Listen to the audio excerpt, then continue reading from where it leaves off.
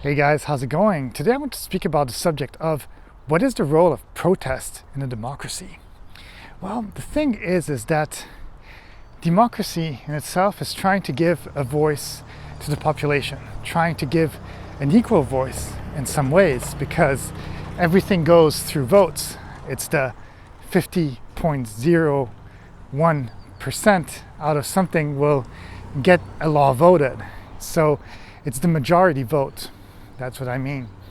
So by protesting and being allowed to protest in democracies, you know that you're not submitted to a certain political way or a certain way of lifestyle, that you're not suppressed, you're not like in a jail. Basically, by being in that kind of protesting mindset where governments do allow that, peacefully of course, because we can't destroy the place where we live in, or the world in itself, or even the universe. But if we are allowed to protest, and we can do so safely and feel safe doing it ourselves, and actually feeling proud of it and knowing that maybe our voice can be heard, then we can actually do good, because we're basically living in a society that says, okay, we want to listen to the regular folk. We want to listen to the population, and we are not just in here to create a land or a country or a continent that's just for the wealthy. It's actually for the people. And that's why it's important to actually have in democracy the right to protest, because without being able to protest and voice yourself, well, it'd be chaos in some way.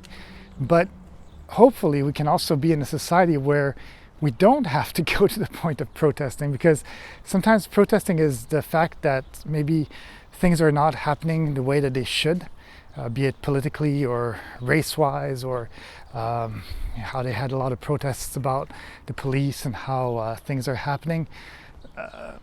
If you get to the point of protest, it means that maybe there were so many signs that were happening for a long time, and eventually the population wasn't being heard, and then they had to figure out a way to get heard. So you go to the streets and you scream and you do what you need to do in order to be heard.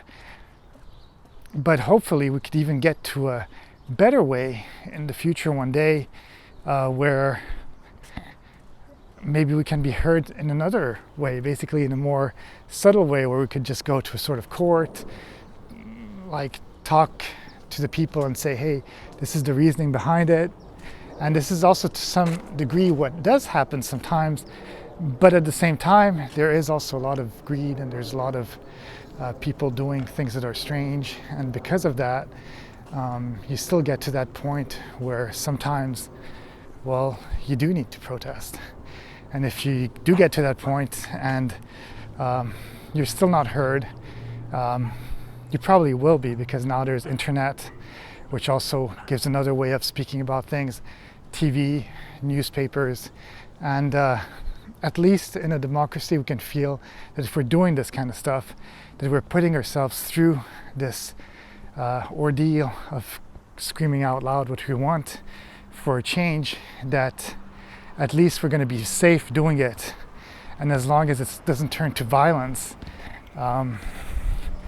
we basically will also not go to jail. But of course, if you're doing stupid things like how they breached the government and all that stuff, and they did all that stuff because they didn't want the new president to be elected, and all that, and then you're killing people or rioting in such a way that you're destroying property, that's not the way to do it correctly, and that's not good. That I do not agree to. So that's it. That's all I have to say on the subject. Have a great day, and I'll see you in the next video. Bye.